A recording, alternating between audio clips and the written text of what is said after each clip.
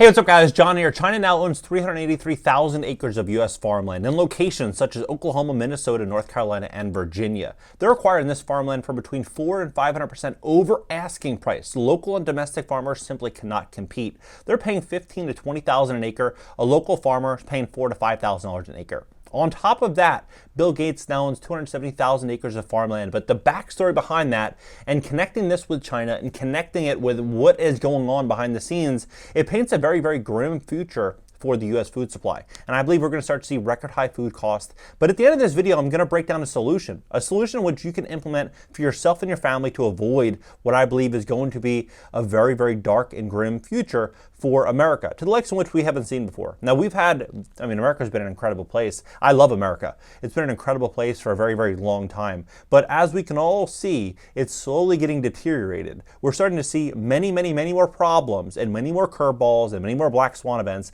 than we've ever seen before. And I think it's only just the beginning. And I'm going to break this down for you in this video. Please hit the like button. When you hit the like button, YouTube is going to share this content to educate more people about what's really going on. Also, today's video is sponsored by my company, GreatCreditFast.com. That's GreatCreditFast.com. If you have credit that needs help, we would love to help you and position you for what I believe is going to be one of the greatest wealth transfers of all time. At GreatCreditFast.com, you can go there and schedule a free strategy session. Now take a look at this. U.S. farmers warn China is quietly taking over food security. Wall Street Journal. Smithfield Foods CEO defends pork producers' Chinese ownership. They acquired this company. It's the fifth largest food or pork producer in America.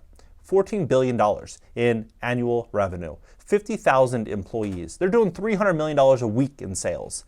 Now, China is also acquiring land in very delicate locations. I don't know how they're allowed to do this, and people are just like, okay, it's not a big deal, or they just forget about it. This is a problem. This is a very, very big problem. And I mean, look at this problem here. 270,000 acres of farmland. Bill Gates owns a lot of American farmland. Yeah, I mean, he owns it across 18 states.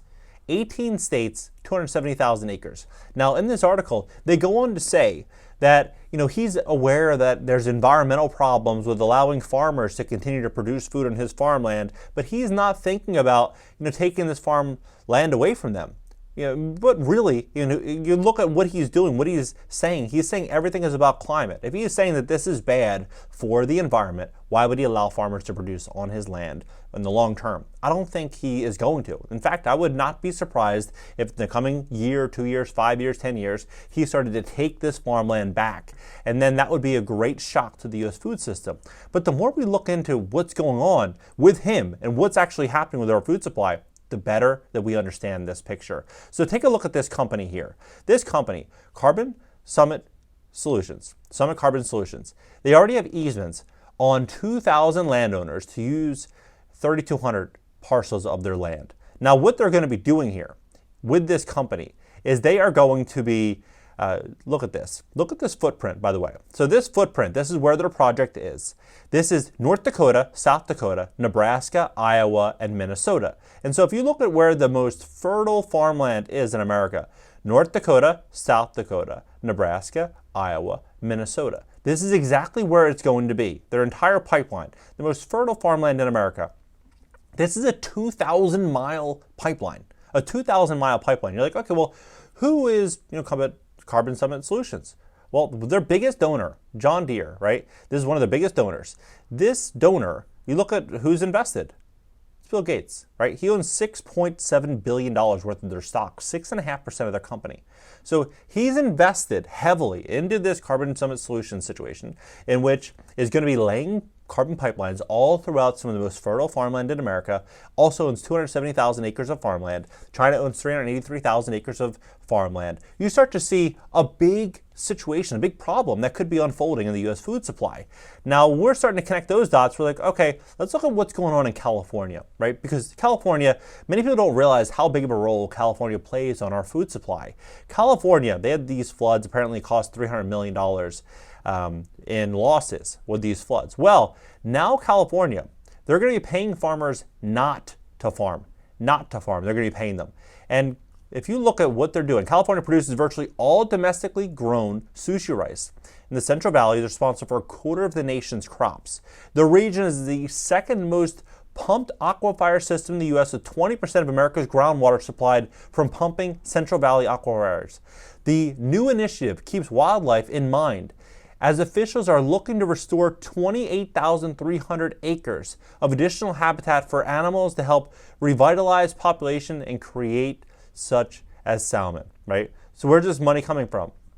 And so they break it down, but think about that. They're paying them not to farm, but it's not just California. In fact, the entire nation's doing that right now. They're paying farmers more money not to farm. So you think about this. Farmers are paying more for labor costs. They're paying more for fertilizer. There's more regulations, and they're going to get paid more not to work, not to hire these employees. A lot of farmers are going to do it. They're going to have no option but to do it. And so this is all adding to the problem. It's all adding to the problem. But look at this. EPA considers tougher regulations on livestock farm pollution, right? The farm pollution, everything is going to be about the environment. I'm telling you, going forward, everything is going to be about the environment. The U.S. Environmental Protection Agency says it will study whether to toughen regulations on large livestock farms that release manure and other pollutants into waterways. EPA has not revised its rulings and dealings with the nation's largest operators, which hold thousands of hogs, chickens, and cattle since 2008. The agency said in 2021 it planned no changes, but announced Friday that it had reconsidered a response to an environmental group's lawsuit. While not committing to stronger requirements, EPA acknowledged needing more recent data about the extent of the problem and affordable methods to limit it. EPA has decided to gather additional information to conduct a detailed study on these issues in order to be able to make an informed decision as to whether undertaking the rulemaking. Food and Water Watch, whose lawsuit prompted the agency's reversal, said a new approach was long overdue. For decades, EPA's lax rules have allowed for devastating and widespread public health and environmental impacts on vulnerable communities across the country. So you can see where this is going to go. More regulations, more regulations and strict standards for farmers. And this situation where they're going to be closing all these farms, right? Again, environment. This is going to be the second largest food producer in the country or in the world, right? And so you start to commit to this. Look at this. This is National Geographic, right? This is National Geographic, 30% of farmland. So you start to connect the dots here. You're like, okay, well, what is going to happen next, John? What's going to happen? Well, what I think is going to happen is we're going to start to see higher food prices. If you're going to want that steak, if you're going to want some really, really good food for yourself and your family, if your plan is to go to the food store and shop, it's probably going to cost you a hell of a lot more to get that food, right? Especially we're starting to see tenfold increases in theft, where people are going to start shoplifting. If food prices go up, and you have you have kids, or you have no money, you have no way to pay these high prices, you're going to take the food, right? It's gonna pass your moral compass. It's going to go to survival, and then many people are going to say, I'm going to take the food. So they're going to start locking food up. They're going to start look at this. They're stealing everything from shrimp to deodorant and orange. Grocery stores could close. They're going to start locking food up. I've seen videos on TikTok where they're locking up ice cream. They're locking up small little items, $5, $6 items, are locking them up in cases. This is what's going to happen, right? I believe what we're going to be stepping into is a very, very different type of America. And I think what very smart people are doing right now is establishing connections and relationships with farmers, or perhaps even growing food in their own backyard. I think it's a very, very smart and wise decision. Now, I'm not one of those people that's going to say, the end of the world is, I'm not saying any of that. I'm simply just saying, on this channel, I talk about personal finance, real estate, business, and money, and we're looking at supply and demand. If the supply is going to get greatly diminished and the demand is going to remain the same, prices are going to be going up. So you should be thinking about that. When it comes down to, potentially work, food, with these things, we're going to see a really, really different type of America unfolding, very, very quickly. I mean, you think about this, add everything up. Overseas, that situation, all that farming, all that farmland. You look at Bill Gates, China, you look at these new regulations, it's a problem. It's a problem. And many investors are saying, John, we're going to go back to 2018, 2019.